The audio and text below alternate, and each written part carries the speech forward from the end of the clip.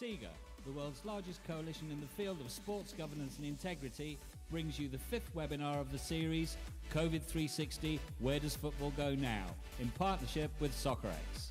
This fifth episode will take a deep dive into the pertinent topic, sports sponsorship, the comeback, and gathers a stellar lineup of speakers from some of the world's biggest sponsors. Salam Shawa, Senior Vice President, Marketing and Corporate Communications, Qatar Airways, Member, SIGA Council. Michael Robichaud, Senior Vice President, Global Sponsorships, MasterCard, Vice Chairman, Global Business, SIGA. Dan Mannix, CEO, CSM, North America. Andy Westlake, Chairman, European Sponsorship Association. Courtney Foster, Risk and Resilience Program Architect, British Standards Institution. Emanuel Macedo de Medeiros, CEO, SIGA, Chairman and CEO, SIGA America. Moderating this webinar, we have sports broadcaster Ben Jacobs.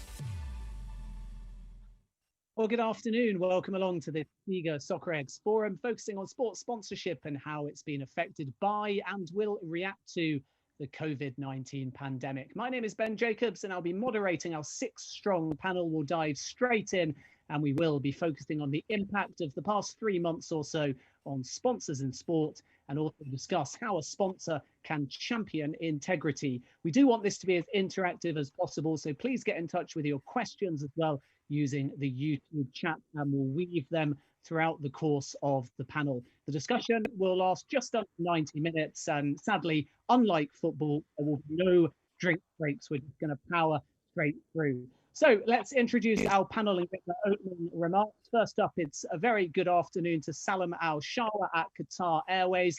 Salam, we of course all know that airlines have struggled during this COVID-19 period due to the travel restrictions. How has COVID-19 affected Qatar Airways and your sports portfolio?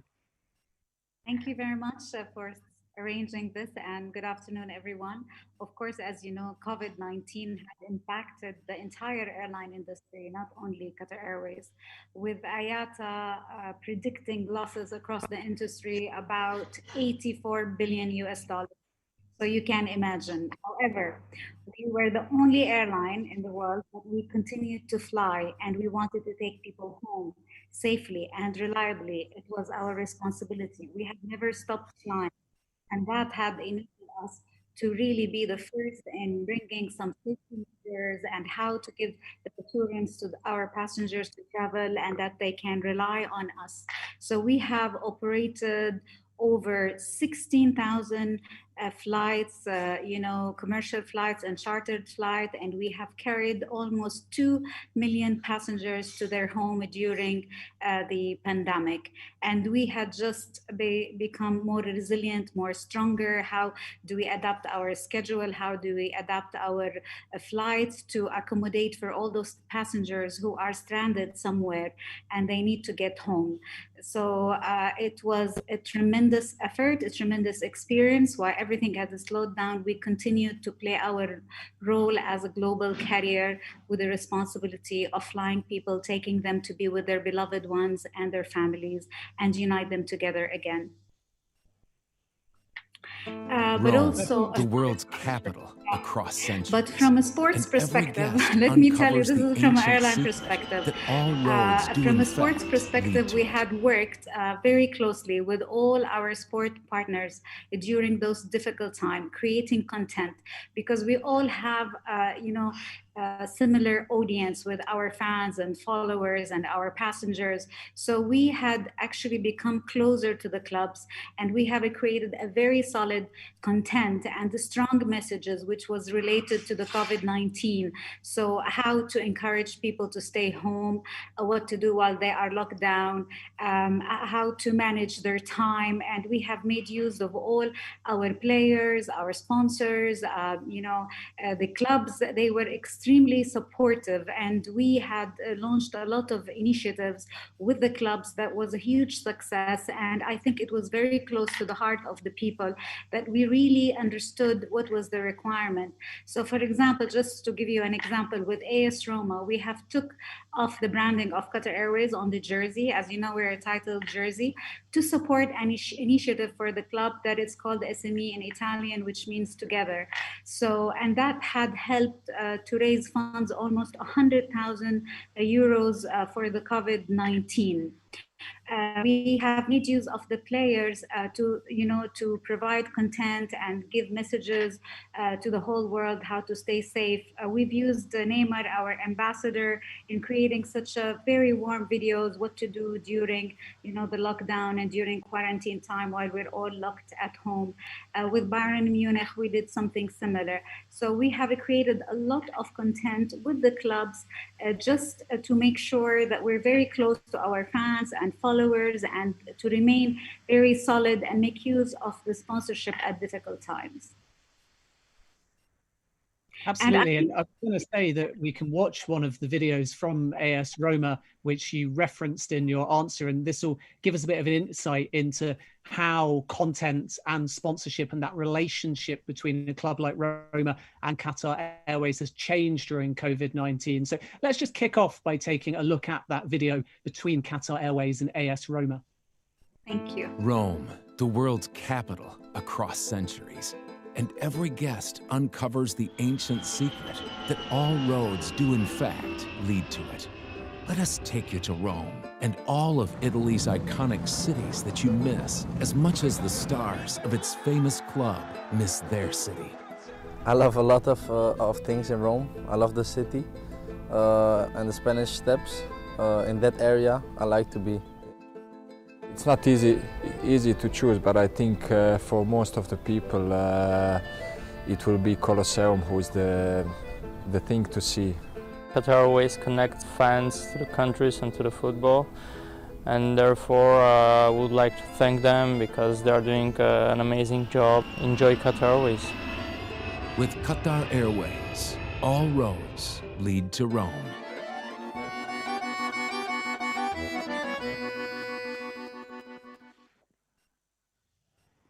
Great stuff. Well,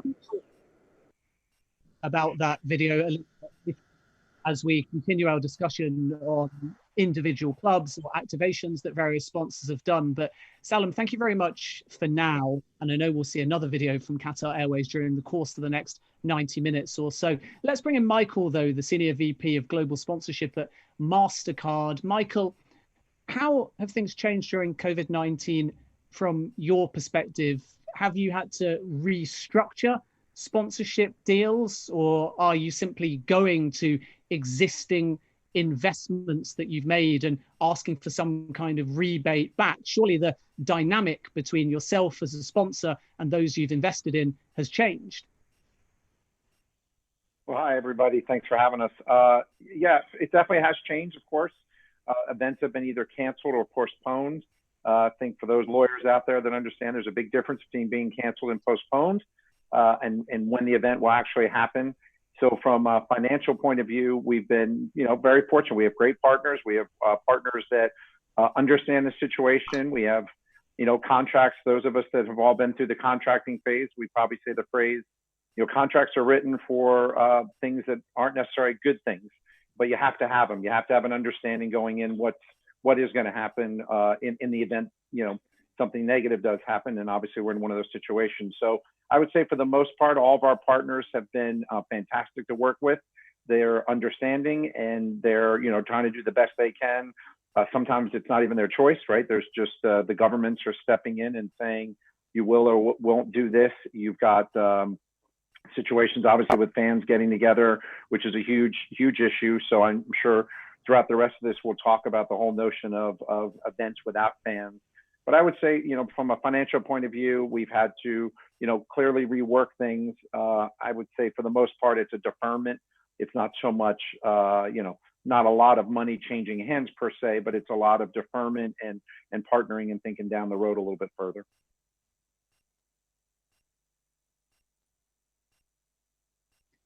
Great stuff. Thank you for now. Like you say, we'll delve in more detail into some of the points that have been raised by our opening two panelists. If you've got any questions as well, we're going to try and weave them in throughout. So please do get in touch on YouTube. We want this to be as interactive as possible. Let's say a very good afternoon, though, to Andy Westlake now, the chairman of the European Sponsorship Association. Andy, European sport has arguably been hit the hardest during this pandemic. What advice have you been giving to sponsors to get through these tough times?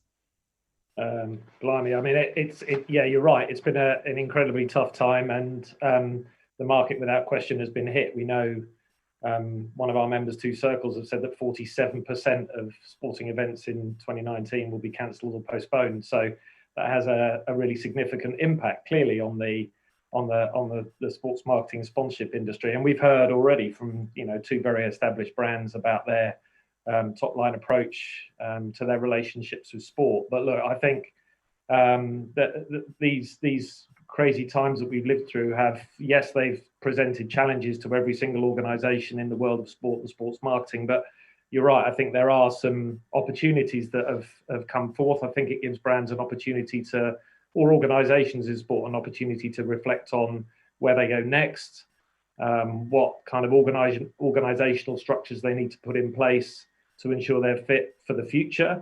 I think it's given organizations an opportunity to really focus on emerging technologies, on digital, on data, on social, on being a really authentic and credible part of the conversation in the world of digital and social media.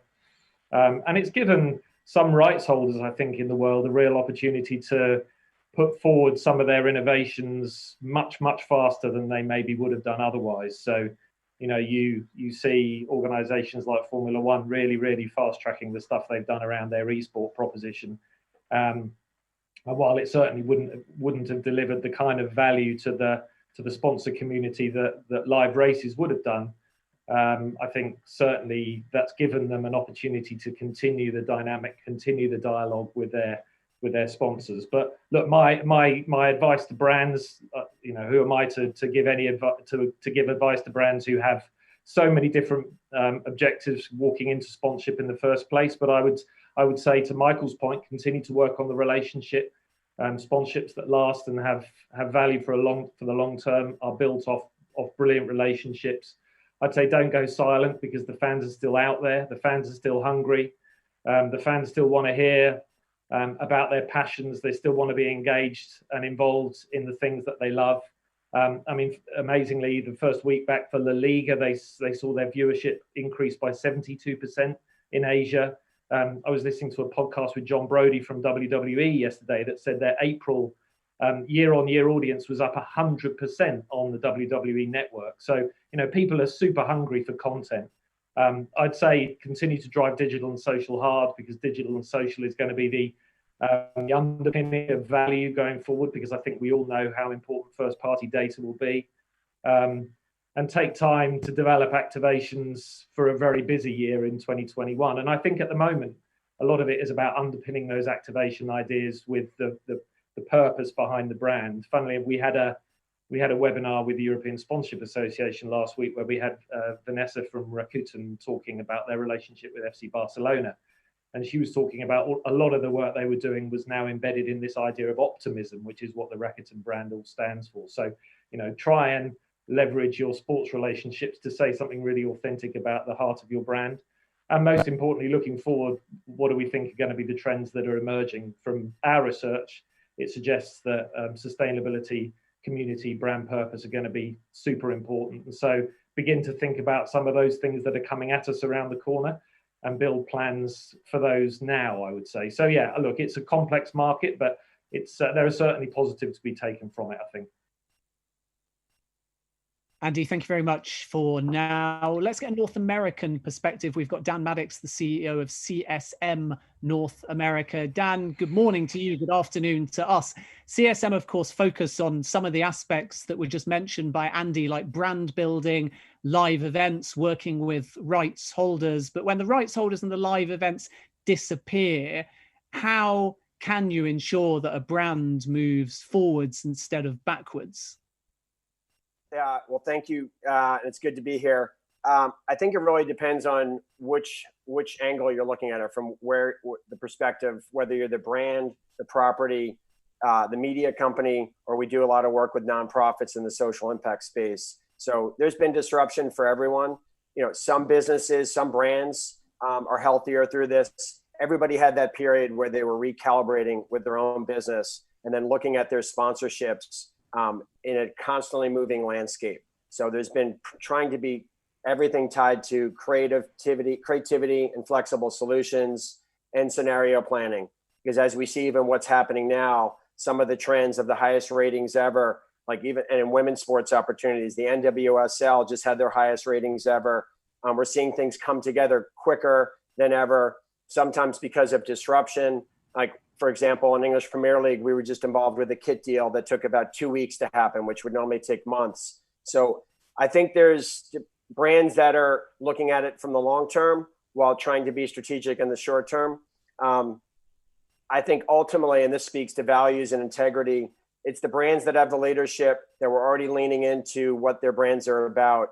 Social impact and the purpose of brands is only going to accelerate and come out in sponsorships. And I think with the events being canceled and changed, the acceleration to content creation and the flexibility to create content in different forms is accelerated in such a way that probably would have taken years. So everybody's trying to become content creators. I don't think it has to be perfect necessarily now. So the flexibility of putting content out in different ways, and then continuing to be able to pivot, because we're going to see what happens with the North America, with the sports leagues coming back. And we've already seen both challenges, like PGA coming back with some events, and then opportunities. Some additional players got COVID, and now there's a new partnership announced with Whoop, which is the fitness band that can do some tracking that every player's gotten. So with the challenges will come new opportunities. And I think the brands and properties that show up with the authentic voices will be the ones that will sustain the best throughout it. Great stuff. Thank you for now. Those NWSL ratings are certainly impressive in North America. They actually surpass the ratings for the opening Premier League match when that returned behind closed doors. And also you'll see various short-term sponsorship activations, like Budweiser organized a Google Hang Meet with the commissioner of the NWSL. So interesting to see how that goes over the course of the coming weeks. Of course, though, we aren't just focusing on the impact of COVID-19 on sponsors. We will also spend some time discussing the role of a sponsor in promoting integrity. Delighted, therefore, to bring in Emanuel here, SIGA's CEO. I can tell you that off air, he was actually wearing a sombrero. So I'm hoping that at some point we'll see that during the course of this panel. But let's start, Emanuel, on a serious note. You, of course, are one of the brains behind SIGA's independent rating and verification system. What exactly is the system, and how can sponsors benefit from it? Thank you, Ben, and I'm delighted to be with all these friends and leaders on sport integrity and also in global business. No doubt that we are at the defining moment. If there was already a crisis in health, a crisis in economy, a crisis in confidence, that is also a deeper crisis in the field of integrity in sport. And the way organizations and the way leaders from the different sectors have chosen to react to this crisis will dictate the future of sport and the future of the wider industry. Up until now, we have seen the traumatic impact of big, shocking revelations that have exposed years and years of systemic corruption, money laundering, tax evasion, and many wrongdoings, which tarnished the reputation of sport and dragged its positive values and good name through the mud. We have seen how the reaction, and a reaction that was pretty much led by the sponsors, instigated change at the helm of sporting organizations. That was the fuel. And it is because we value values, we value sport, we understand its social and economic function and impact, and we equally understand that sponsors have not only the legitimacy to fight to preserve the integrity and reputation associated with the massive investments that they fuel into sport, but also to build a future where sport is guided and operates under the highest standards. This was what mobilizes the industry to support and to back and to instigate SIGA to do what we are doing.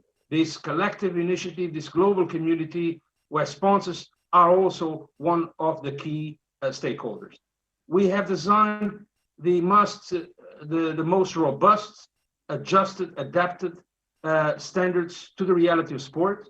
And now we are in a defining moment where we will kick off in 2020 with the SIGA independent rating and verification system.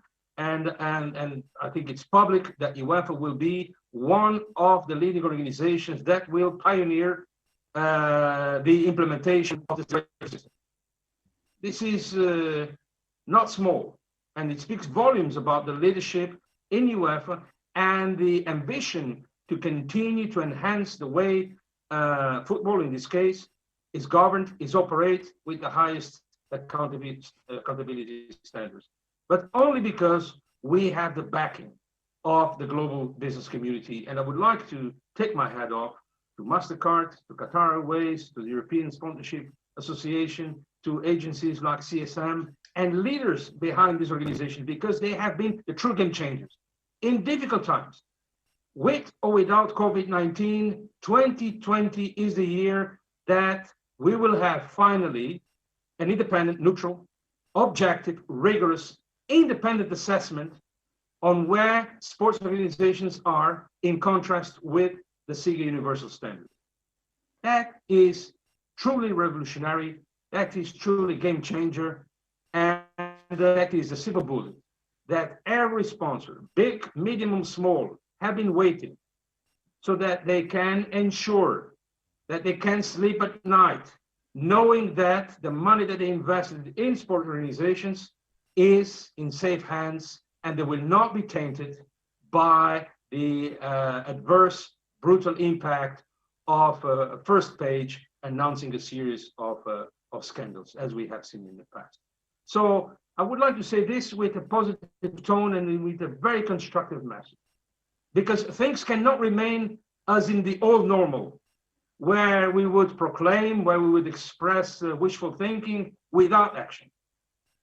And action is what commits the organizations that are participating in this panel to progress, to instigate meaningful cultural change. We will reveal during the Sport Integrity Week, which will be held between the 7th and the 11th, the group of sports organizations that will go through this independent rating and verification system, SIRS, in addition to a number of other announcements that we will be making soon.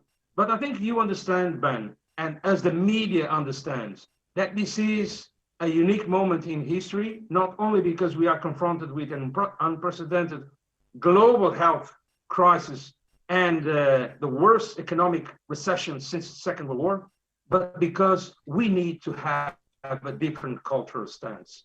And if there is a lesson that we can learn from spontaneous movements like Black Lives Matter, is that actions speak louder than words. And the same way that a number of technological and civilizational developments have occurred because people took a stance and gave a step forward, we now have the opportunity, we now have the leadership, we now have the muscle to instigate the long overdue reforms. And that can only be done with the sport movement, not against the sport movement. This is why I would like to appeal to all sports organizations to join us, to join the movement, and to live up to the expectations of the fans, of the sponsors, and even of the broadcasters, even if the broadcasters have been somewhat passive along the line.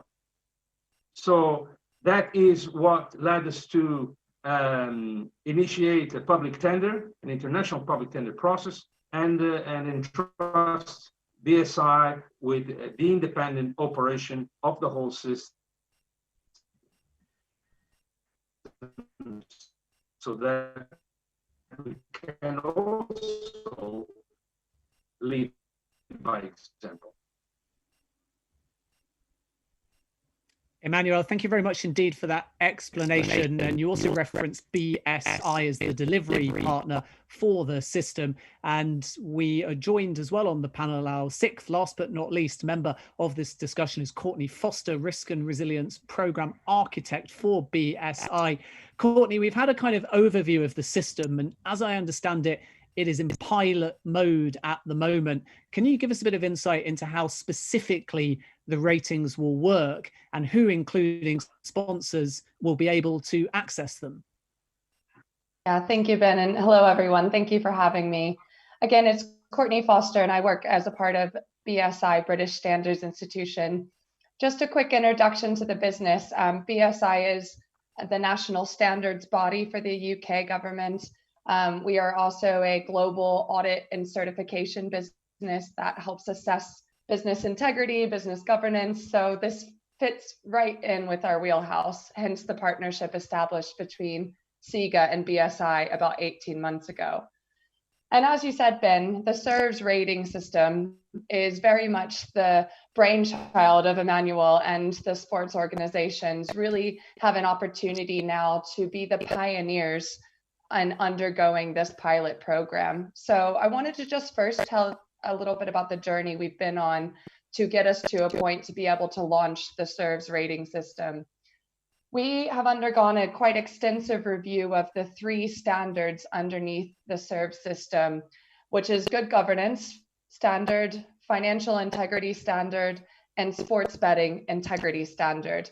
So we had our national standards body experts review the SIGA standards, ensure that they had a layered base system. So there's bronze level you can achieve, silver level you can achieve, as well as gold level that you can achieve. And those ratings are actually interdependent. So it grows with you as a sports organization as you mature in your governance and integrity systems. So what we have decided is essentially rolled out those 3 standards, did a complete review to make sure that they are accessible and auditable by our auditors once we go live with this program. That process took some time to make sure those standards were robust enough to undergo a third-party independent validation by BSI. And we're now at this stage where we've reviewed the standards, made edits to the standards, and we have created the rating system. And that rating system is very much in line with the bronze, silver, gold tiers that you're able to achieve. The 3 standards, you're able to undergo an assessment for good governance, then financial integrity, and then sports betting. So you are able to take it in a journey-based environment and undergo each rating or each standard assessment individually, but it will form part of a collective rating. So you may be able to achieve bronze in good governance, silver in financial integrity, and gold in sports betting, for example. So that does break down the standards rating system. We've created this through the expertise we have within BSI that creates assessment schemes. And so now we're at the stage where we're ready to pilot. And what we would like to do is engage some of the more pioneering sports organizations that are proud of their good governance, proud of their integrity, and proud of their financial systems that they have in place to actually undergo the first pilot for SIRVS.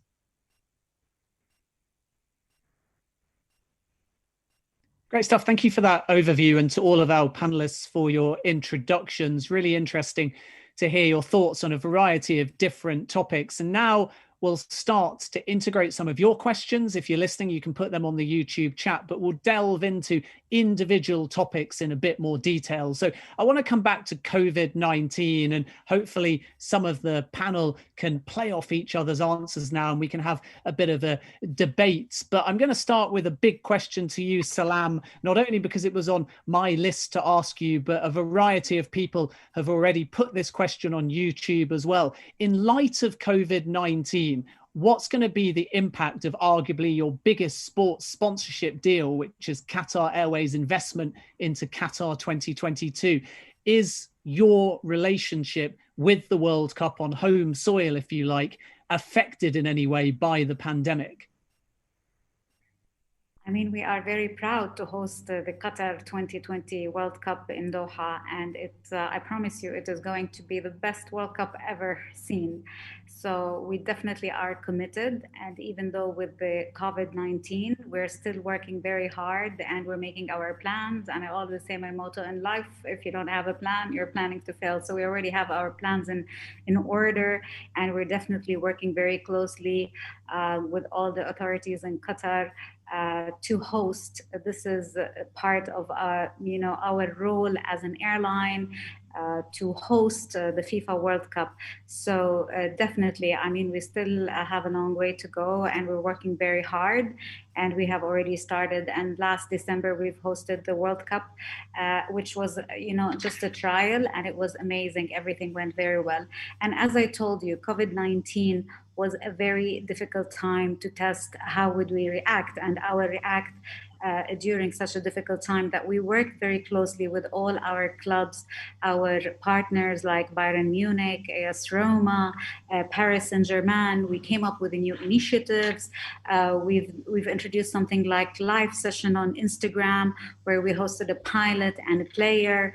We had a very robust mechanism where we actually have switched our commercial branding into something related to the COVID-19, because a good and solid brand would always understand the emotional need of the fans as followers and be with them, understand what they are thinking.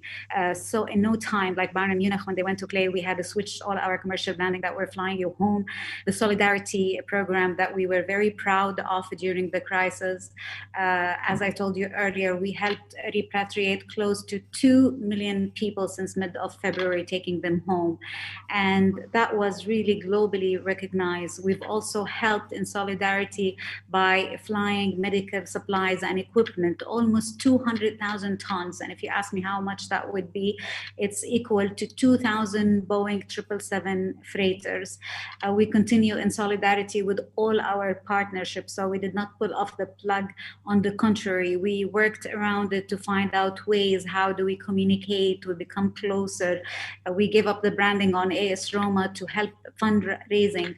And we've done in solidarity for the frontline health workers. We have given 100,000 tickets, return tickets to the health workers, because we believe in the role in COVID-19.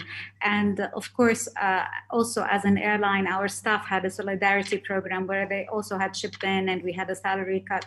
So all of this solidarity at all fronts, whether to the health workers, to the clubs, to the staff, to the partners. And I think that all would make us very confident that even though it was a difficult time, but life has to go back to normal. And obviously our efforts will continue to be the best, to host the best World Cup ever in Qatar 2022. And I think there is another video that we wanted to show you about the bounce back, how we had managed to fly people. It's a very emotional video. And as you know, sports is very emotional. So it's always good to link travel, and we've made use of our partner, how to inspire people, how to get them, emotionally back into the mood of traveling. And we helped our partners. So for example, the previous video that you have seen about AS Roma, Italy had closed their doors to tourists and people from around the world during the difficult time. And then beginning of June, they have decided to open their doors again. So we actually have helped the club in promoting Italy and Rome, their city, using their players and using our social media content on various social media channels to help them promote the destination, inspire people for the period following the COVID-19. So again, I hope you enjoyed this video. You're taking a flight, your first in a while. A journey where nothing has changed, yet everything's changed. Perhaps it's your first flight back home to see that smile of all smiles. And how might it feel to watch the sunrise far from home once again? At Qatar Airways, we've continued to fly, taking so many people home safely. Changing, adapting, perfecting, making us the world's most experienced airline for passenger safety. With an airport advanced in hygiene and safety technology, maintaining our highest standards on every flight, and still flying to the most destinations around the world. So for your first flight into this new world, travel with an airline you can rely on. Ready? Let's go further together. Qatar Airways.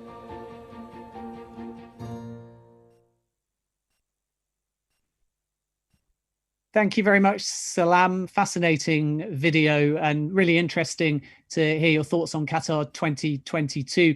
If we now look at the European perspective, and I guess here we can bring in both Michael and Andy. We've got two different scenarios. Michael, you may be dealing as MasterCard with a scenario where sport returns, where fans return, and you can plan accordingly. Andy, you potentially could be advising those in Belgium or France that have actually seen their leagues cancelled. So what are the repercussions in each of those scenarios? To Michael, how is MasterCard and sponsorship different in stadia without fans? And then after that, to Andy, give us your thoughts on how leagues like France and Belgium in football are going to recover after being cancelled, and again, what the permutations are from a sponsorship or brand perspective. Let's start though with Michael. But I think with anything, you always need to start with the consumer and the fan. What is their experience, and what matters most to any business and brand? We care most about the fan and what that experience is. So over this time, technology was mentioned before. I think these new creative ideas and things that people are much more open to as far as how to experience their passions and what they love. We've talked about TV ratings. We've just talked about this general thirst and hunger for content and interactions. So I think if you watch the fan, how they're reacting and how they are engaging more in different ways, they're much more tuned to whether it's athletes that are creating content or the leagues. That's now going to shift clearly into live content. It's going to be different. We've seen it in the U.S. They've done it with golf, where they've had fans events without fans, but they've played actual golf. That sport probably benefits a little bit from the fact that the way they can cover it and the interactions and the, yes, you get roars and cheers and everything, but while players are hitting, it's a little bit different. So I think we're kind of seeing how fans adapt to that. We're seeing how the players are adapting and the content.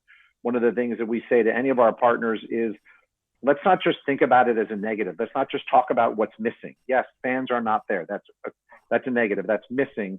But are there positive things to look at? So now there's no ropes. Now there's no limitations of certain things that we've had to do. How can we innovate and try new things? So as we move into, there's different parts of the world that are coming online, obviously faster than others.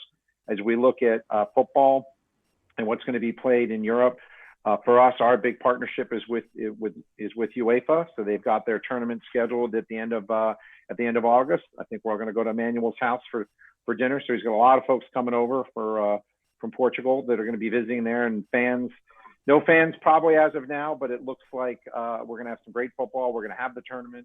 We're going to be able to see what can be done from a production point of view. We're going to see what can be done from other forms of engagement. We're working hard to see, are there different ways that fans can maybe get different content, get different looks at things. But look, the bottom line is the things that do come back online, there's going to be a lot of excitement. There's going to be a lot of attention.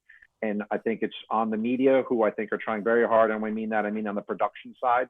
How can it be produced? How can the physical setting look differently? Other sports I know are talking about, does it have to be played in the same environment? Does it have to be played in a full-scale environment with a big empty stadium, or can it be maybe cut down and played in a different place so you don't feel this big absence, this big void? So I think, look, every sport's going to play to their strengths. Every sport's trying to do what they can. I know there's been some great things in football where they've piped in sound and at least, I even like when I hear they've actually gone to the recordings of the actual match where it was played between those two teams. So you get, you get the sound that would be, relevant for those two teams playing. So look, there's lots of different things being tried. we want to be as supportive and helpful as those can. We want to make sure that we work with our partners so that that consumer and fan experience is exciting and is as great as possible, understanding that we all have to think a little bit differently. So Andy, your thoughts on that, and particularly in relation, as I alluded to earlier, to those European countries that have seen their sports leagues cancelled? Yeah, look, I mean, and to Michael's point, actually, I rather like listening to football without the manufactured crowd noise in the background. I like to hear what the players are yelling at each other and what the manager's shouting from the sidelines. It's quite exciting. Yeah, look, I clearly football and all sport has had a really big impact, and I guess the traditions of sponsorship was all about trading off the live product, and when there is no live product, the value proposition around sport does change somewhat. So it's great to see the Premier League back in this market. I think there's an enormous amount of hunger for people to see live sport again. But in the women's game in this market, and obviously other leagues around Europe with cancellations happening, it's up to those sports rights holders, those clubs, those leagues, to think long and hard about how they can continue to deliver value to their sponsors through digital platforms and through the data that they hold. And it's also important for them to work with those sponsors to say, when we are back in action, when next season's league does start again, how are we going to make good? How are we going to begin to build and develop the relationship that we've already established to make sure that you get the value out of this relationship that you ultimately wanted? But yeah, look, Europe's football fans are going to be missing a great deal of live product. And I think it's an opportunity, if anything, for those clubs to think, right, how do we sustain the relationship with our fans? As Michael said, the fans are at the heart of this. And so we have to worry about how to sustain and build the relationships with the fans for the long term. I don't think there's a magic bullet about how to solve the problem today when the leagues have been cancelled. I think it's just about looking forward, building tension and excitement for the new season, making sure that we're building the sponsor relationships into the heart of our planning. And I think when those leagues do come back, they'll be bigger and better than anybody can ever imagine. So I think there's a great opportunity coming at us in 2021, but we've clearly got to get there first, and we've got to call on the patience of all the football fans out there to wait for live product to return. Dan, there may be no magic bullet. I would certainly agree with that, but there is and has been during COVID-19 digital. And for those clubs, leagues, federations that perhaps undersold the value of digital, we've had it reiterated, haven't we, over the last 3 months or so, how valuable digital can be. What kind of digital trends do you think we'll see post-COVID? Are leagues, clubs, federations going to lean more towards OTT and try and commercialize that through sponsors? And in addition, how difficult still do you think it is to accurately value your digital portfolio to a sponsor? Because we will have scenarios where certain football clubs, for example, don't want to rebate a sponsor. They would rather offer them added value through digital, but they have to be able to accurately put a pound or a dollar sign on that. So what are your overall thoughts on digital? How difficult is it to value, but how valuable is it to a sponsor? I don't think it's difficult to value if you set up goals and objectives with the partners of what their expectations are and what you're tracking. And I think it goes back to what Michael said of ultimately, what are ways you're authentically connecting with fans? Clearly, everyone is quickly pivoting to accelerate, again, their digital and virtual offerings. And we're seeing everything from extreme revamping of content from physical events to, for example, we have in September coming up a 30-hour streamathon for a client. There's so much short form content being created, sometimes in-house. I think there's also more flexibility where properties are going out of house with speed to create content. I think ultimately the evaluations that are set up in terms of, number of people you reach and the typical metrics, earned media, they can still be applied to new digital platforms. And I think as much as things have changed, there's also a number of new platforms and opportunities where new digital content created in different ways. So for example, the NBA is going to be coming back with no fans, but never before in their history have they ever had that many players together in one location. So what they can do content-wise and digital and potentially create new value for sponsors. And it of course depends on what the rights are for their partners. Part of it's the consideration of what rights and benefits were already tied in digitally for certain sponsors, or for a sponsor that was more on the activation side, are they trying to quickly pivot and give them more digital assets? So I think you're going to see a lot more experimentation, which we've been seeing in different platforms. And then also, I think there's an openness now to be looking at whether it's the Overtime or TikToks, different digital platforms that properties can partner with, whether it's to just reach further distribution or specific target audiences. And I think I referenced earlier, but I think there's huge opportunities with women's sports right now in terms of opportunities for further awareness building, whether through traditional media properties. We're working on a new sports league called Athletes Unlimited, where the women professional players own 50% of the profits. ESPN and CBS have just announced major partnerships. So that may not have happened 12 months ago with the calendar in terms of content. So I think there's going to be continued a number of new platforms, and digital is going to be a huge part of that. And with everything, you have to be able to measure. But I think on the brand side, there's also more openness to the experimentation, that everything doesn't have to be defined in advance. Before we take some of your questions and move to the financial side, I want to put a question to Emanuel and also Courtney. Interested to get your thoughts on the sort of period we're in now and the next few months, with a lot of clubs, federations, those looking for sponsorship in sport, Emanuel, potentially desperate for added funds and injection. How can we protect against cut price deals or any form of sponsorship that may affect, if you like, the integrity of the deal? Because there will, with smaller sports clubs, leagues and federations, be an element of desperation, and they need to ensure, if they enter into financial deals and arrangements, that they benefit the brand and in no way diminish the brand by doing the deal, because they're so keen just to pull in anything at this time. Well, I think, Ben, you have used some pretty strong words, but I think it's a clear portrait of the reality.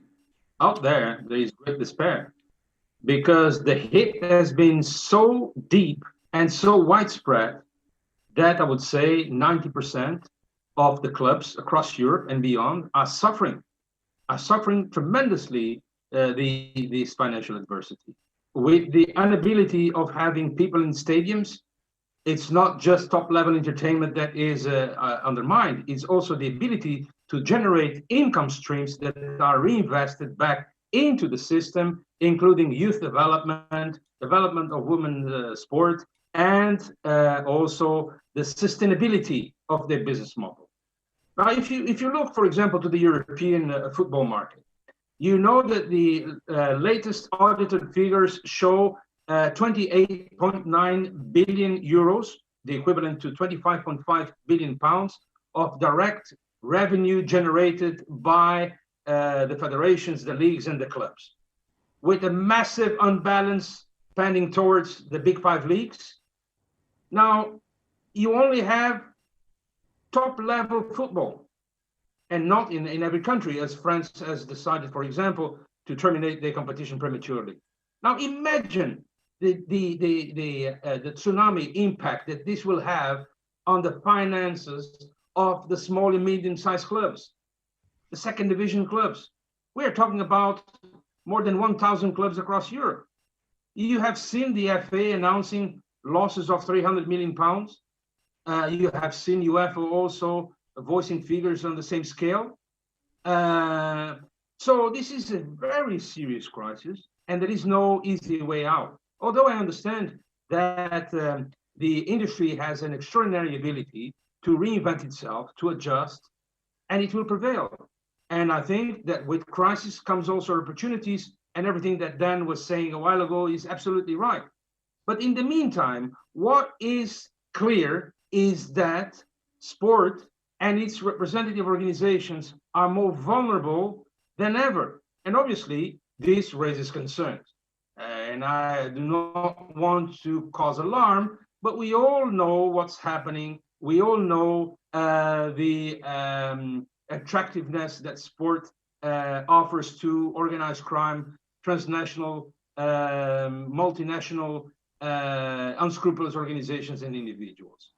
If there is any doubt, you can ask any law enforcement agency, and including the media. They will tell you how vulnerable and how things have evolved in a negative way over the past 3 months. All the reforms that were being implemented have stopped. We have not stopped, but other organizations who are on the ground moving things forward have been completely blocked. So this is truly a defining moment. And again, we can only turn the corner if we act as we preach, with the utmost integrity. And this is valid for the sport movement as well as the business community. For a long time ago, we have been listening to proclamations about the need to create a united front, where amongst the sponsors, we could have level playing field. So when they are competing in the market for a sponsorship opportunity, they are playing with the same rules and by the same anthem, with the same conditions as everybody else. Is this what we see? I question. What happened with the global brands that reacted so promptly 5 years ago and helped to oust Sepp Blatter out of the throne? Organizations like Sony, McDonald's, Procter & Gamble, Emirates, Nestle, Continental, and even from other sports. You have seen in your own country, Ben, England, you have seen a major scandal affecting rugby with the #1 club in the country, the Saracens, being dragged through the front pages and courts with an unprecedented scandal. What was the reaction from Allianz? They did not renew the sponsorship agreement. But you expected more, or didn't you? For a brand that invested so massively, it is important to lead by example. And this is why, knowing how serious this is and how difficult it is, I must commend the leadership that has been shown by the organizations, the brands that are here in this panel, MasterCard, Qatar Airways, those that are also members of the European Sponsorship Association, the agencies that have a leading role in influencing the clients into this new era where integrity is at the top. This is the moment for action rather than just proclamations. And this is why, again, I applaud their effort, I applaud their leadership, and I urge the whole community to take action and join this collective effort. The same way that I urge the fans to seize this opportunity, and the media. Don't just limit yourself to inform. Be the agents of change you want to see in the industry. This is what I ask you, this is what I expect, and this is what I trust will happen, and we are there also to support. Thank you, Emanuel. You touched on some intriguing points, including the Allianz example, and we will move on to integrity in a moment, but I want to bring Courtney in here. Can you give us some insight into the ratings specifically? A sponsor will have access to them once the pilot phase is completed, certainly as I understand it. What kind of red flags on the integrity front might they see? And will they be in depth enough to help inform a sponsor as to whether they do or don't want to enter into a commercial agreement with a club or a federation or anybody included on that listing? Will they be a helpful point of call to sponsors to potentially dissuade them from sponsorship on integrity grounds, or confirm that their investment will come with integrity because of how the ratings are formulated? Thank you, Ben. That's a really great question. I think that there's a few points that I'd like to raise on this topic is around the brand of organizations and sports organizations. Small, medium, large size sports organizations are looking for ways to differentiate themselves to achieve sponsorship. And especially in tight times like now, where financial strings are pulled a bit tighter and sports organizations are looking for ways to differentiate themselves. I think the SERVS program is one of those ways where they could differentiate themselves and hold themselves to a higher level of integrity across the sector and the industry to prove that they do have the right governance practices in place, the right financial integrity practices in place, and govern their sports betting within their own organizations. And to me, integrity, trust, reliability, best practice is all associated with brand. And if you take it to any other sector just to portray it, investors now are actually looking at sustainability or integrity of organizations when they are making investment decisions. That will translate into the sports industry now, where they're looking for more integrity stamps or symbols from organizations to be able to qualify at an initial discussion or even in an in-depth discussion, as you've indicated, Ben, whether or not they should embark on investing in that sports organization or sponsoring that sports organization. So I think the brand that a small sports organization or a large sports organization would want to have has to be associated with integrity in this climate in order to differentiate themselves to win new sponsorships. The other thing I would just say is that around the rating system itself is I hope and I encourage, along with Emanuel, that there will be a certain threshold of investment that will become the norm in sponsorships in the sports industry, where it may correlate with the amount of money given the rating that an organization achieves and serves. So for example, if you were to break this down, that a sponsorship organization would only invest at £500,000 if they achieved a bronze status, or that it's $1 million if they achieve a silver status, or if it's one, and you can keep setting those tiers. But eventually, the idea that sponsorships will actually look for an organization to have achieved SERVS rating and will actually adjust their financial investment according to what caliber of rating they achieve. So gold, again, being that rating that shows there is no deeper dive to be made, because we as BSI are going to check on behalf of the sports organizations for you the level of integrity on an ongoing basis. So the other point I'll just make is that when we assess or audit an organization for the SERVS rating, it's not a one point in time and stop. It is very much a continuous assessment cycle that we will engage in. So if they achieve gold in 2020, we will assess them again in 2021 and 2022 to ensure they are maintaining that gold standard. So from here on out, my thought process, and I think the SIGA vision, is that sports organizations will achieve sponsorship at a different way now, because they will be able to show that they are an integrity-driven business.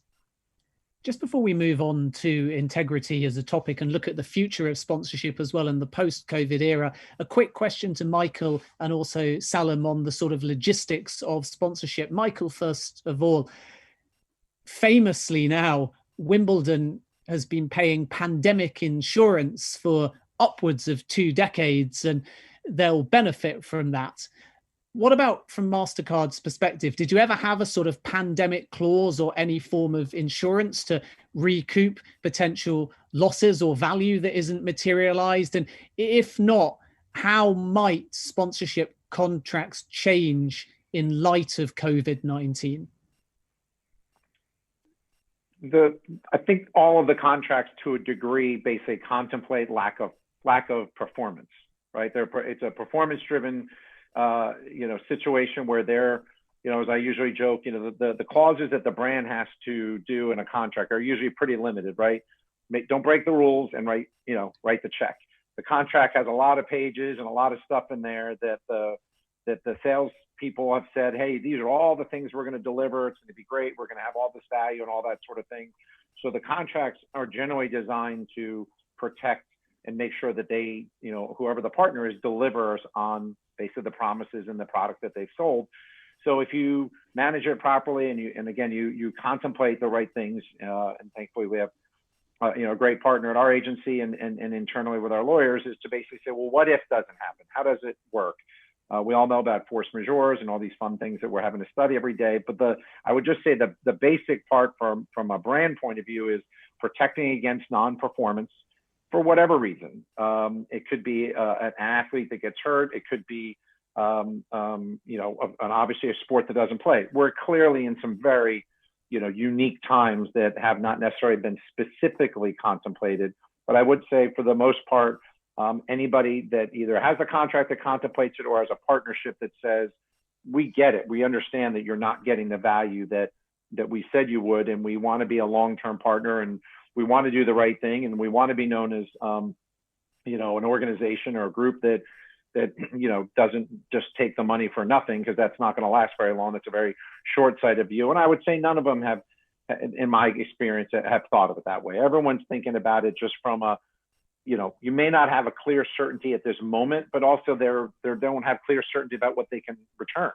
You have partners that if they're still not playing, their answer is, listen, once we can play again, or once we can have our events again, we're happy to sit there and say, we'll wonder what conditions can we play? What make goods can we do? And what we're trying to do internally, and I'm sure Salam's doing the same thing, is what's important to us. I don't want generic sort of, here's a kind of an answer for everybody, whatever you want. Each of our brands, if you look at any event, you see all those brands, we all have a different business model, different things of value to us. Well, we're sitting there saying, look, these are things of value to us. These are things that are going to be important. So as you do come out of it, and look, in our particular space, a lot of things that maybe we're not necessarily known for that are continuing to still perform in our business have to do with cybersecurity, data protection. There's a lot of talk about this future of different medical information that may be conveniently, shared among people, so that you could know maybe people's medical history, so that it potentially makes, it easier for people to come back together.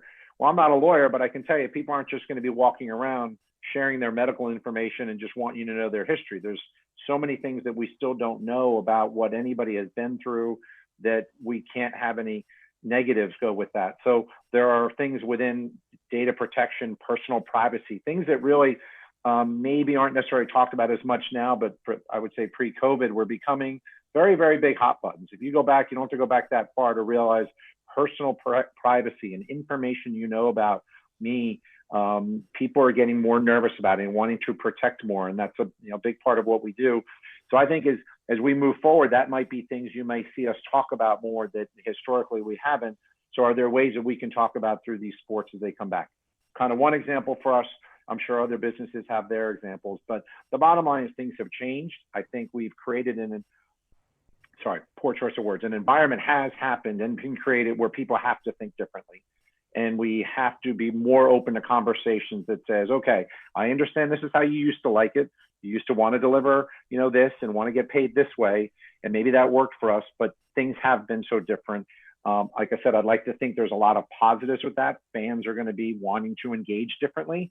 So maybe if there's a way, look, I still think there's a day athletes are going to understand and embrace this environment and realize maybe they don't want to do a meet and greet and physically engage with someone or travel, but they're more open to having a situation like this where they have more personal interaction. You can share it more globally. Instead of it's just me and whoever's with me, you can bring family or friends or other people and kind of connect people in ways that have not been connected before. So I think a lot of people are doing a lot of smart thinking. I think it's just a matter of trying to understand where the losses have been, how businesses need to recoup, and how we can think differently.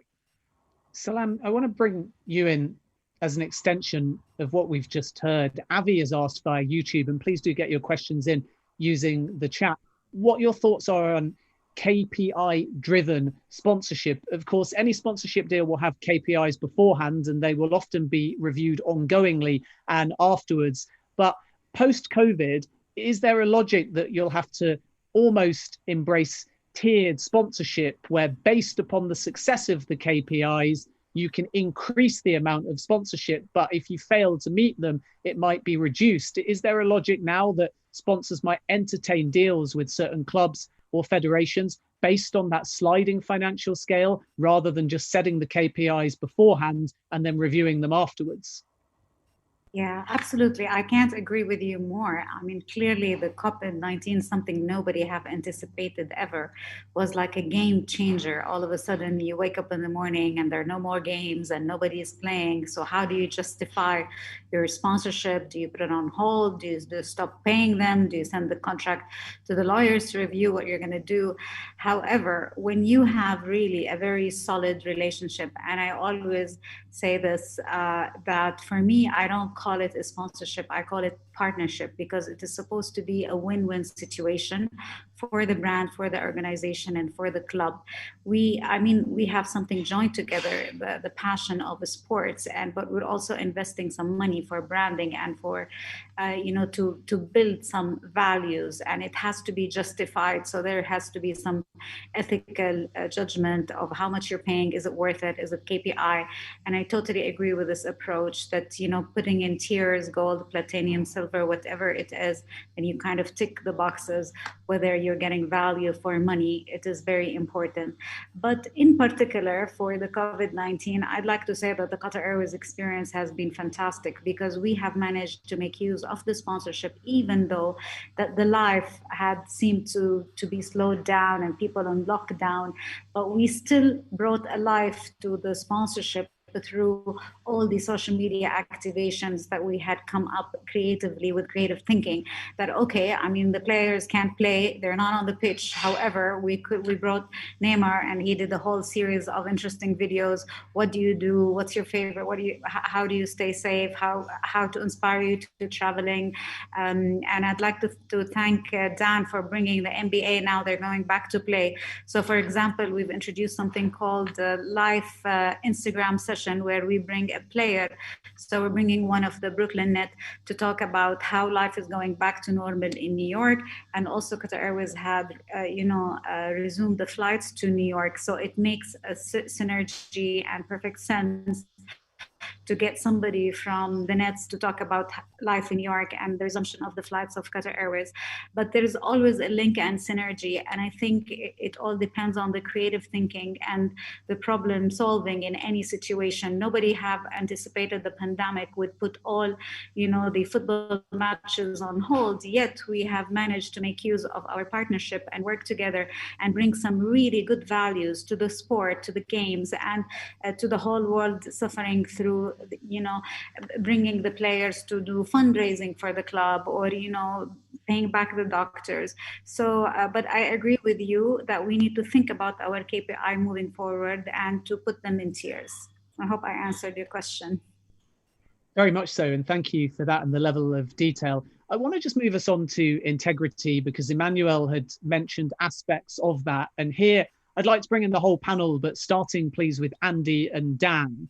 When do you think is the right time for a sponsor or brand to get on board with an integrity-based movement or protest? So Black Lives Matter is a good example in the Premier League, for example. And we see a complete split, really, in my view, across the sponsorship landscape. Some sponsors embrace a movement, some show empathy and solidarity, some outwardly protest if applicable, and some completely shy away and make no comment. What are your thoughts from the perspective of either a sponsor or a brand? Let's start with Andy. Yeah, that's a big question. And I think, traditionally sponsors have been, I would say, nervous about taking a strong stand on big political or governance or, higher order issues outside of the environment that they operate in. I would say, though, that during this period, the COVID period, and around Black Lives Matter and a range of other issues, the brands have become much more confident to take a position on those issues. I think brands, in the most part, will think carefully about how their position on those issues reflects their overall brand purpose and their overall brand value. But I think customers expect now brands to have a strong perspective on some of these big global issues. I look at my children, for example, so the Gen Zers and the Gen Xers, the younger guys and girls in the world, and I see a community that has a very, very strong and passionate point of view about these big issues. And I think they have an expectation that the sports and the teams that they have passion for will take a strong stance on those issues. And I think they also will therefore expect that the brands and sponsors that are also fans of the teams that they love will take a similar position on those issues. So I think the perspective of those brands and the rights holders should reflect the broader values of the organization. But look, I think we've seen a lot of it, haven't we, around COVID? We've seen a lot of it around Black Lives Matter, that brands have decided to take a stance, to put a stake in the sand and say, no, this is our point of view and we stand by it. So, yeah, I mean, look, I think that's something that's gathering momentum all the time, is my view. Just what are your thoughts, Dan? Just to add to that, building off what Andy said, I think consumers, I know I myself as a consumer, consumers and fans expect brands to have a point of view and an opinion on these things. They want to hear where they stand. And I think the brands that are scrambling are the ones that maybe didn't have as their core values some of the integrity and cultural and values built within the DNA of the company. But you have brands that, with their sponsorships, for example, or with their messaging overall, with their impact in communities, that's been part of their DNA and that's been part of the consideration. So I don't want to speak for Michael at MasterCard, but I've had the privilege of meeting Ajay, the leadership of MasterCard. And I can say that, like, when there's integrity at the leadership of organizations, and I'm biased with our chairman, Sir or Lord Sebastian Coe, you think long-term and not short-term. And brands are going to make mistakes. There's heightened sensitivity and there's heightened feedback related to what brands are going to do. I think the importance is being authentic, not doing one-offs or trying to be too reactive, because fans and consumers will see right through if it's reactive. And I think some of the television advertisements that have come up where they've seemed like they're hitting a social message, but then trying to sell the product, I think are falling really short. So it's, and I think there's opportunities now, and more so a trend we saw tremendously before COVID crisis and before the civil rights issues that are happening, was more brands were wanting social impact and purpose as part of their sponsorships. And I think that's going to continue to accelerate, which is a great thing for the properties and for the brands, that's already an important consideration for them. I think they're going to thrive even more in that environment. Yeah, sorry, Ben, just to add, if you look at the winner of the entertainment line for sports, so the Cannes Lions, the greatest celebration of creativity in sports marketing last year, was won by the Nike Colin Kaepernick campaign, which got a lot of heat at the time, but absolutely was embedded in what the values of that Nike brand were all about. And it got a lot of heat, but it sold a ton more product. It got people burning trainers, yes, but it sold a ton more product. And now look, from the response to the Black Lives Matter issue, how Nike's credibility has probably grown substantially as a result of that really creative activation, that really creative campaigning around a cause that they have right at the heart of their DNA. So I think lots and lots of brands are probably looking at that kind of work and saying, we need to champion the causes that are important to us as an organization. And just to add to this notion of a protest or empathy with a movement, Salam, let me put something topical to you. Most people will have read in the press the allegations of piracy, and specifically against a network named Be Out Q, which is a play on beIN Sports, the official rights holder for various European rights. And leagues and clubs and federations have come out and condemned piracy. And there's been a recent report from the WTO as well, which has revealed various findings. As a sponsor with ties and ins within some of these sports leagues, it will impact you as Qatar Airways as well. Is something like that the right kind of issue, and it has happened during COVID-19, for Qatar Airways to speak out on? And if you have done that, what kind of stance have you taken, and how strong can you be? Yeah, it was really, I mean, as you know, everything in our region turns from sports into political issues. So we usually don't comment on political issues, but from purely a trade perspective, this was intellectual property issue. And in Qatar, we always take the higher moral ground. So we don't actually get into dialogues or, you know, comment on such a things. But we know that beIN Sport has the right to broadcast all these matches, and what happened in Saudi was really something wrong, and we're glad with the international organization.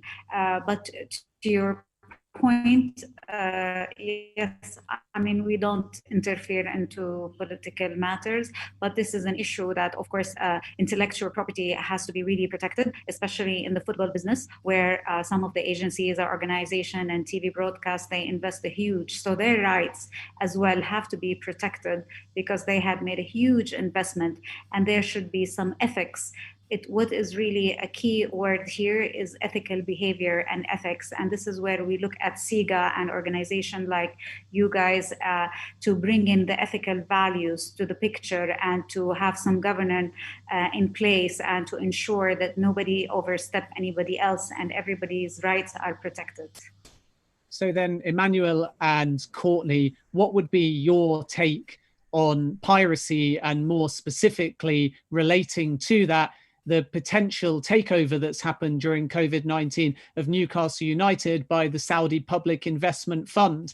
How can an organization like SIGA or your verification system play a part in informing people and ensuring that if that takeover goes through, and if that Saudi government entity was to acquire a club like Newcastle United, it is done with integrity? Thank you for the question. Another pertinent one. And I will not hide from the sensitiveness of the issues that you brought to the table, because these matters need to be addressed properly, and action must be taken, and coherence must prevail. Either we consider that it's a free-for-all approach, and everyone can cannibalize income sources and income streams with devastating adverse impact to those who legitimately invest their money, their reputation, and play by the rules, or we need to take action. We cannot turn a blind eye. Because when we are confronted with digital piracy or counterfeiting goods or any other breach of the law, you are affecting the rule of law. You are affecting one of the cornerstones upon which democratic systems are based, which is respect for the law and private property, without which no business can exist and no sector can be viable. So digital piracy affects deeply the sustainability of sports organizations, of leagues, of federations, of Olympic committees, of clubs, and everyone who is engaged in the industry. And without the ability to ensure proper protection for intellectual property rights, the industry will collapse. All the investments will be driven away because governments, and here I raise my hand to the governments, because governments must enforce the law. Governments should not be led by convenience. This is an imperative, because without sustainability, obviously, we have a clear integrity issue, and that will open a Pandora's box, which will transform sport into something else, but no longer on a dynamo of social, cultural, economic, educational development. So this is a priority. And because this is a priority, and we prefer action rather than words, we have united a number of key stakeholders in a collective initiative to design an independent white paper on sport integrity. A white paper on sport integrity that will dissect all the challenges facing the industry, and protection of IP rights is one of many. Then we will discuss how this affects the industry, what are the solutions, what are the best practices. We will promote a serious and widespread ample discussion on this, and then we will force the change where it is needed.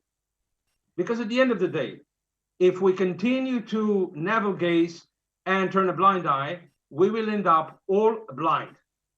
All blind. And this is why we want to also to express the confidence and optimism that women in business, we are here to stay. We are not alone. We galvanize a great level of legitimacy and representativeness within the industry, and the same way that I used to do when I was leading the European leagues 20, 15, 5 years ago, and the World League Association, fighting to preserve our intellectual property rights. I will do it again with SIGA. And again, we want to take this forward in a very serious way and with results. This is why we will announce soon the expert groups that will compose the 6 core areas of the white paper on sport integrity. And you will see the leaders who are here in this discussion actively engaged. You will also see, because it's already public, that UEFA will be also one of the main partners of this initiative, as well as the US government, the Intellectual World Property Rights Organization, and all those who understand that without the ability to generate income streams, the sustainability of sport is in danger, and that will have a colossal negative effect in other fronts. It is also vital for the media, for the broadcasters who legitimately invest their money. This is not about politics. I don't care about politics. This is about whether we take action or we turn a blind eye, whether we continue to proclaim the sex of angels or we make it happen.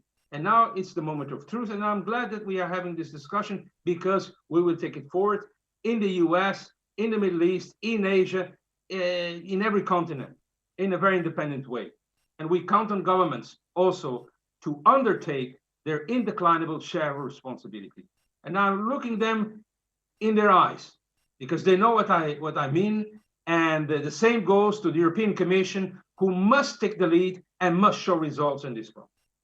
Emanuel, thank you. Courtney, anything to add on this topic? Just that when I first read when this story broke, the first thing I did was have a little chuckle to myself, because this exact issue was incorporated into the financial integrity standard. There's actually a section of that standard that talks about sustainability of a business and the finance, and it touches on IP and the ownership and onerous requirement of sports organizations to protect and maintain IP. So it very much is an integral part of the standards and the SERVS rating. So I think the thing I'll just say in commentary around it is that the standards are very comprehensive and hopefully will cover for any eventuality or scandal that may exist in this.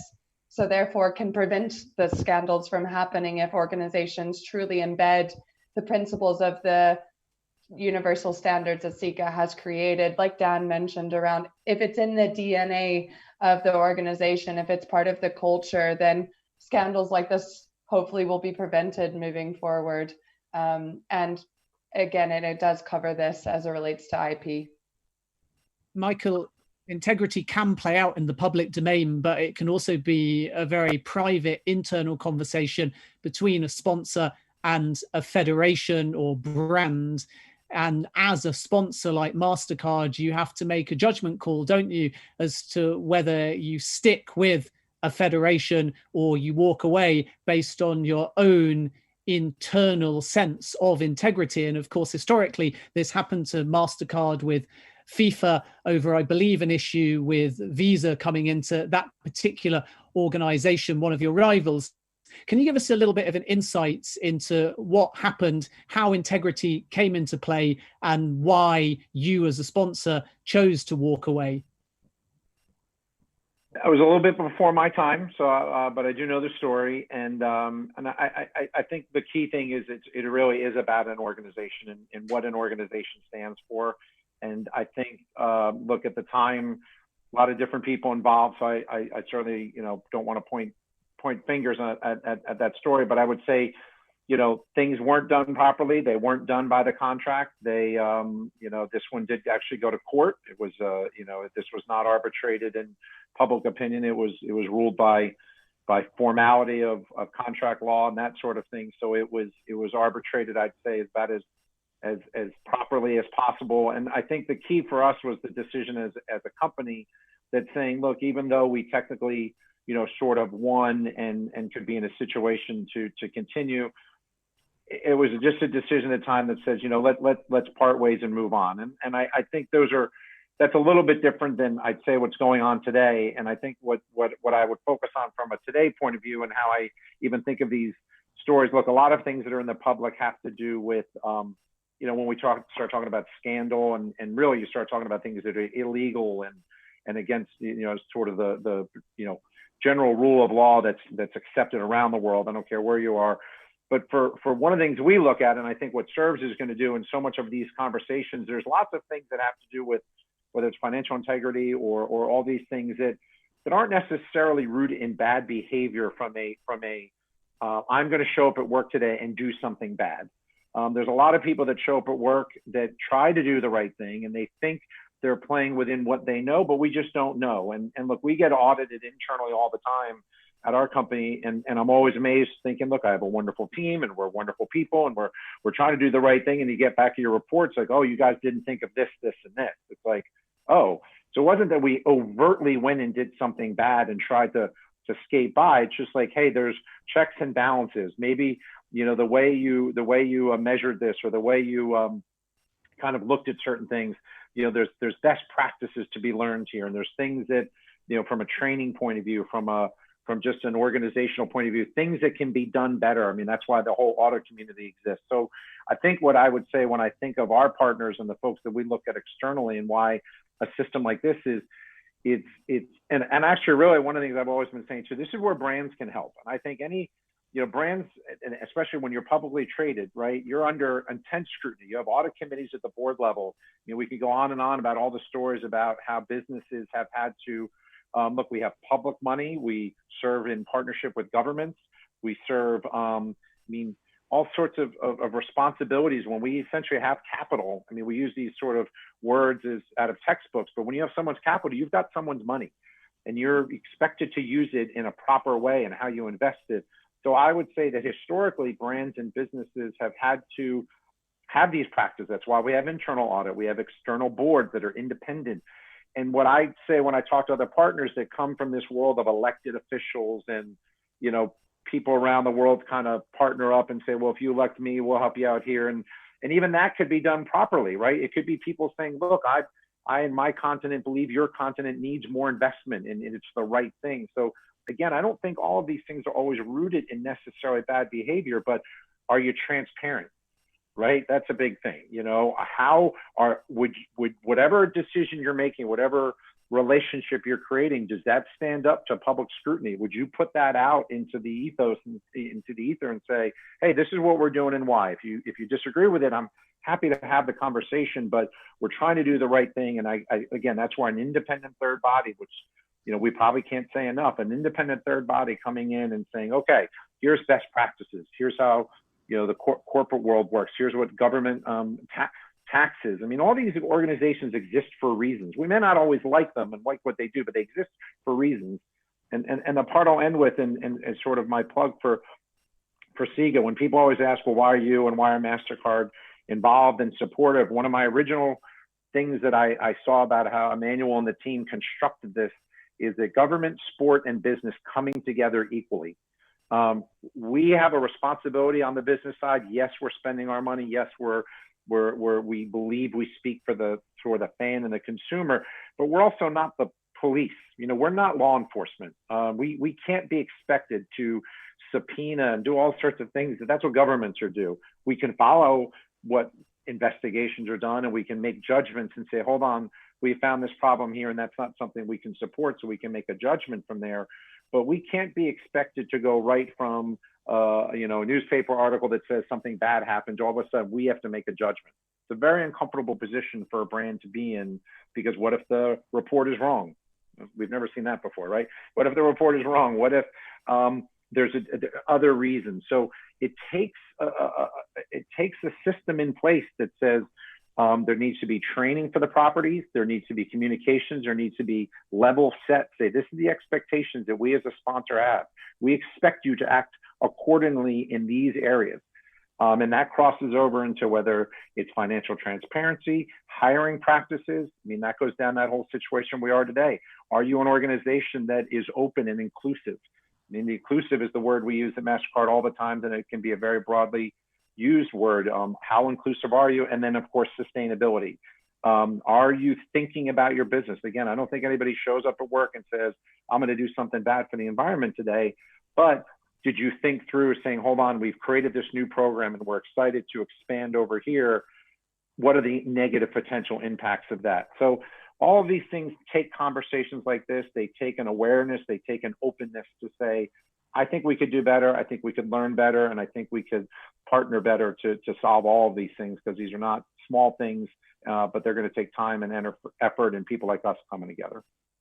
Absolutely. And I think that's certainly the best points, because you've summed up a number of issues nicely to stop the long part of the discussion, if you like. And I'll therefore start to wrap things up by getting our panelists to make a few closing remarks and chuck in a question or two as well from you via the YouTube chat. And we'll try and wrap everything up within about 5 minutes. So we're into what I like to call the sort of speed round from the panelists' perspectives. If you can keep your answers to 30 to 45 seconds, then we'll get everybody away in injury time within our allocated 90 minutes, if you like. So I'm going to start first by just throwing a question to anyone on the panel who feels comfortable answering it.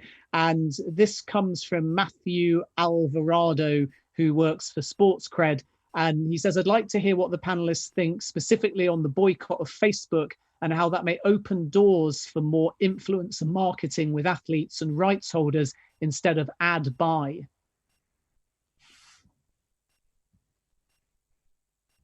I'll make one quick comment. I think it speaks to what we were talking about earlier, that maybe in ways that hasn't been as dramatic in the past, of brands stepping up and leveraging their ad buys, their marketing, their sponsorships in ways that reflects their values, and maybe uncomfortable, but they're putting themselves out there. I think, you know, whether it's the Unilevers of the world, some of the groups that Coca-Cola that are on that list, I think we're going to continue to see those things happening where people are utilizing their resources and their partnerships in ways that align back to their values. So I think from the standpoint of that happening is a good thing, from a standpoint of you know, looking at from your own, again, organizations, what's right for you and authentic, and then staying with that hopefully long term, in terms of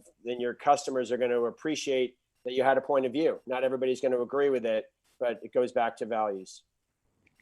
Salam, a question for you on sports washing, which is prevalent in a number of places. It's a term we almost use, I think, a bit too flippantly at times. Do you like the term? Is it called something more positive internally within sponsors?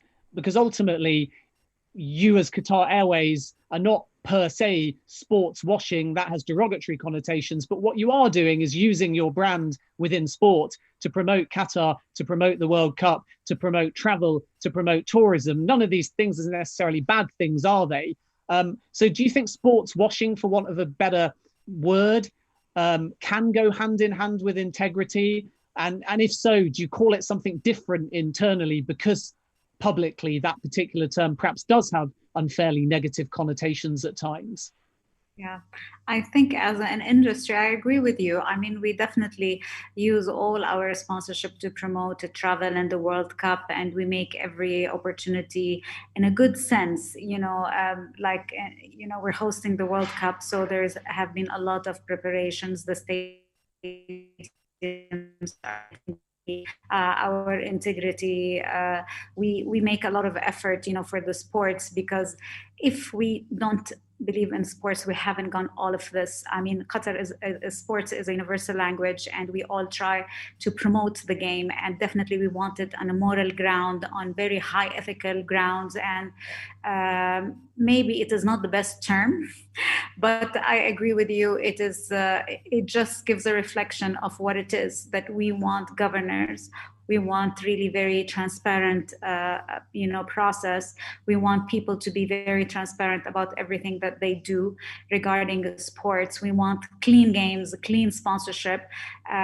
So the term actually expresses what it is.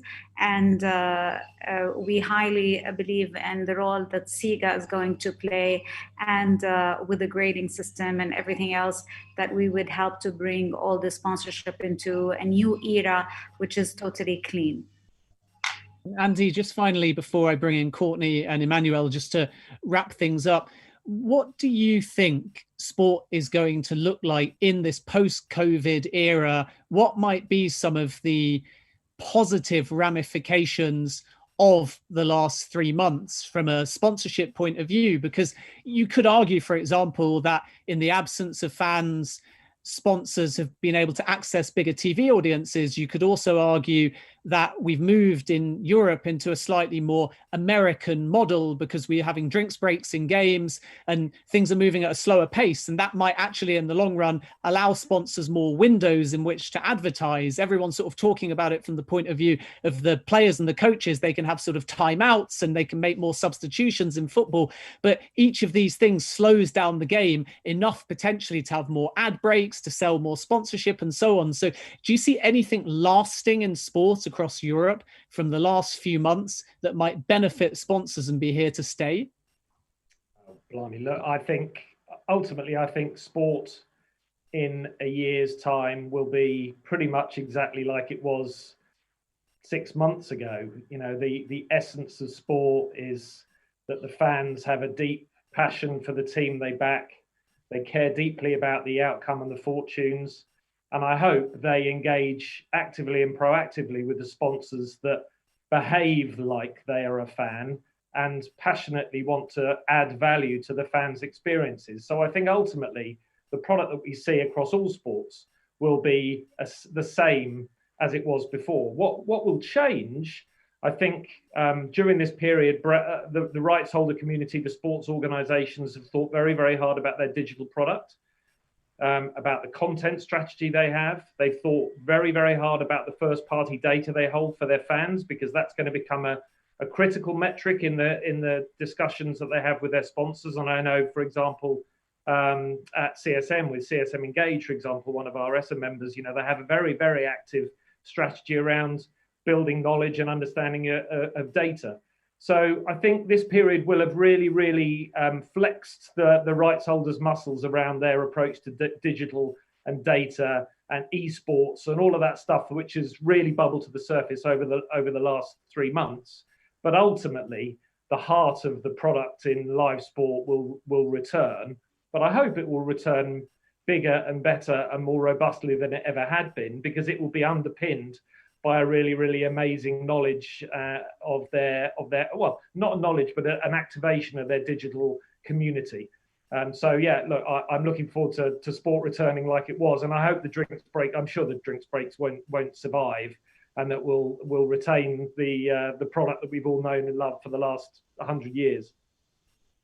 Thank you very much indeed, Courtney. Let's bring you in just to move back to SIGA specifically, and again, the system that we started by talking about.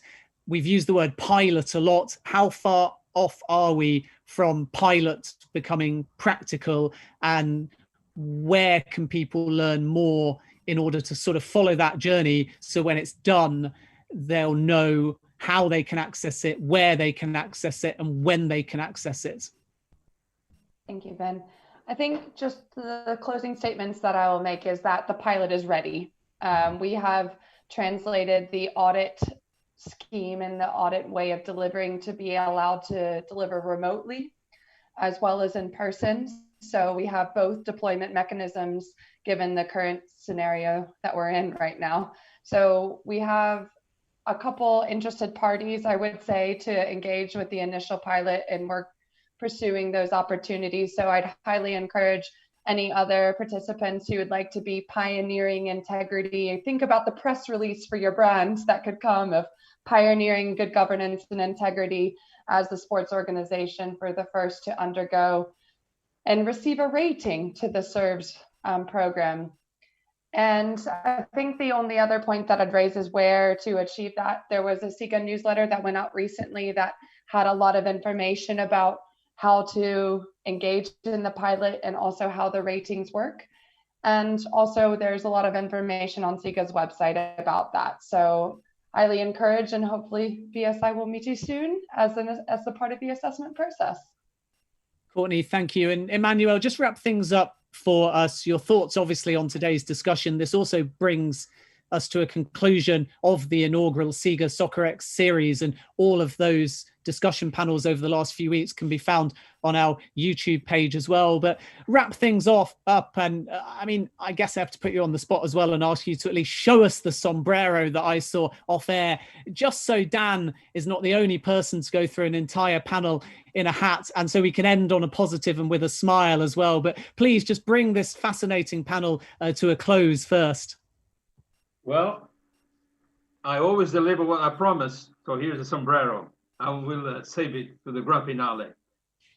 But what I wanted to say is the result of a deep, serious reflection that I have been doing since I first joined sport, football in particular. I am a lawyer by trade. I have been performing many roles, and I have come to 27 years. 27 years is not 27 weeks or 27 months. It's 27 years at the forefront of the industry. Always leading, always rowing against the tide, always believing that the sports leaders of today could live up to the expectations and the challenges that are brought into our doorstep, into our homes, into our lives. And this is one defining moment in history. And the way we choose to respond to this challenge will determine not only how our families will look to ourselves, but how future generations will regard us and judge us. Make no mistake about it. There is a lot at stake.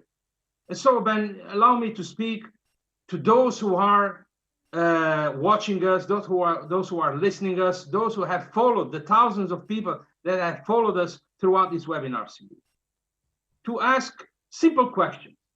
And simple questions require simple answers. Do you believe that it's time for sport to be governed and operate with the highest integrity standards? Do you believe that it's time to have proper, effective gender equity, diversity, and inclusion in the boardroom? Do you believe when we mention sport for all, we say no to racism and we make this happen? Do you believe that it's time to have financial integrity and transparency on club ownership, on players' transfers and related transactions, not to mention the activities and the credentials of the agents involved? Do you believe that it's time to have level playing field on the business side of things, where it is related with the attribution of major sports events or major broadcasting deals or sponsorship deals? Do you believe that it's time to have a united, collective, concerted front so that we can have the highest standards also in terms of youth development? Do you believe, ladies and gentlemen, that it's time that we walk the talk, that we make the change, that we can do this without protesting in the streets or with violence? Do you believe that the sports movement is mature enough to understand the challenges that we are facing? And what are you prepared to do about it? Because if you turn your face, if you just ignore or remain indifferent, nothing will change. If you believe that this is the right moment, take action and join us. Like MasterCard, like Qatar Airways, like CSM, like European Sponsorship Association, like all our members are doing. Participating in a collective initiative, independent, neutral, guided only by the assumption of responsibility and the ambition to walk the talk and make the change. So this are the questions, and clear questions require clear action. It is time for action. This is not against anyone. It's in favor of sport, a sport that can only fuel entertainment, excitement, self-confidence, self-esteem, if it is delivered with integrity, if it is clean. Otherwise, it is not sport, it's a shame. This is what I wanted to say, looking yourselves into the eyes and trusting that you will also give a step forward and take co-ownership of the movement, the global movement that SIGA represents and stands for. It is not easy. I can assure you that. You can ask anyone who is involved in SIGA. You can ask our families, the dedication, the sacrifice, the hurdles, the obstacles, but we will not cease until this is done, because it happens on our watch, and we will not let to future generations what it belongs to us and is our responsibility. And I'll say this in a very positive and constructive tone, not with the intention of naming and shaming, not with the intention of pointing the fingers against anyone, but with the intention of naming and faming, not naming and shaming, with the intention to turn on the volume if needed, but above all, roll up the sleeves to take action.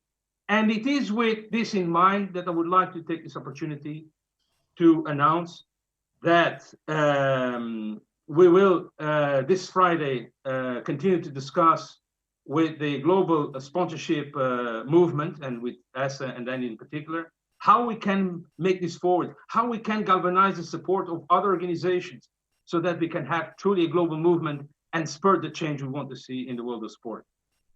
Tomorrow, we will mobilize and meet with 16 leading universities around the world, so that we can also bring civil society to the heart of these reforms and can have also the new generations engaged and properly equipped to deal with the challenges. And we will have, finally, in September, between the 7th and the 11th, the first ever Sport Integrity Week, the first of many, which will see further discussions and hopefully further action in this field. So to all those that have been doing this heavy lifting, I want to say thank you. I want to say thank you to Michael, to Dan, to Salam, to Courtney, to Andy, who have trusted on SIGA since the first time I knocked at their doors. They did not hesitate. They did not have doubts. They said, we are in, and we want to be part of this change. I want to say also thanks to you, Ben, as I want to say thanks to David Eads from BBC and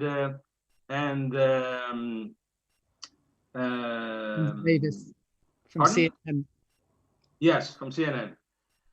I want to say because the press has been a tremendous ally in this cause and moving things forward. So we want to also to pay tribute to all of them. And Amanda has been also not only a very professional journalist as she is, but also a female leader. And female leadership is what we want to see in sport as in business. And Salam is also one of them. So to our members, to our committed supporters, to our partners, including SOCCEREX and Inside World Football, to the hundreds and thousands of anonymous people who have expressed their voice and rendered their contribution and their encouragement, we owe also a heartfelt word of appreciation. To the speakers, it goes without saying, we have had stunning lineups and they have made a difference. I think that we are all united, working as a team, because in sport as in life, without a team, you cannot win. And that leads me to thank Katie, Ian, Shelley, Nicholas, Elda, Nadisha, Larry, and so many other people who have made this possible. This is not the end of the journey. This is just the beginning. Women in business, we are here to stay, and we count on you. So thank you in advance. Great stuff, Emanuel. Thank you very much indeed. And for that sombrero cameo as well. Certainly put a smile on my face. I think he's actually going to grab it and put it on now as well. So we can end with beaming smiles. Funnily enough, everyone really should have had one of them. And it's a shame that I do have the moustache.